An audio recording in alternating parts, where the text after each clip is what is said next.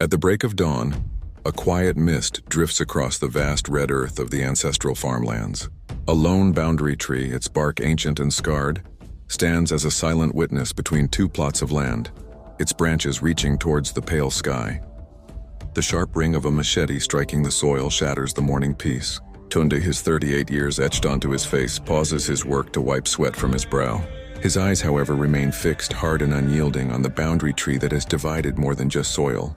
Later that morning, in the quiet of Tunde's compound, his mother, Mama Yemisi, sits on a low wooden stool.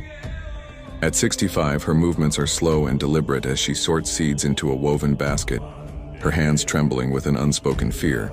Tunde enters the compound but walks past her without a word, his silence a heavy cloak that smothers the morning air. A memory flashes through his mind, a scene from years ago on this very land.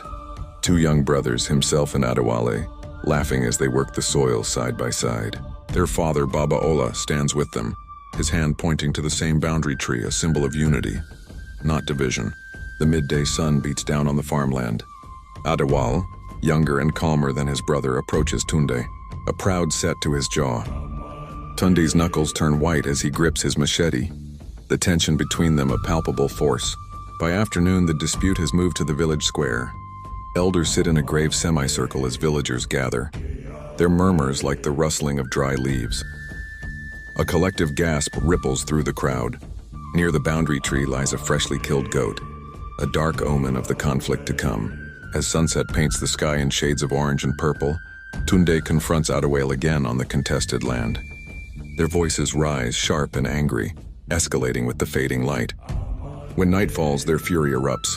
Under the cold light of the moon, a fight breaks out. A machete flashes, a swift, terrible arc in the darkness. A body falls to the ground with a soft thud, and blood seeps into the earth, staining the roots of the old boundary tree. Dawn reveals a scene of horror. Villagers stand in shocked silence as Adewale's covered body lies still on the ground. Tunde kneels nearby, his body racked with tremors, his hands stained a damning red. Later, in the chief's hut, Mama Yemisi confronts her son, her grief a tangible presence. Tunde finally breaks, his confession a torrent of sorrow before the elders. Judgment is swift. Months later, new grass grows where blood once fell. Mama Yemisi, her face a mask of quiet resolve, plants a young sapling beside the old marker, a promise of new beginnings. In the distance, as evening festivities light up the village, children's laughter echoes over the land, a sound of hope on the healing earth.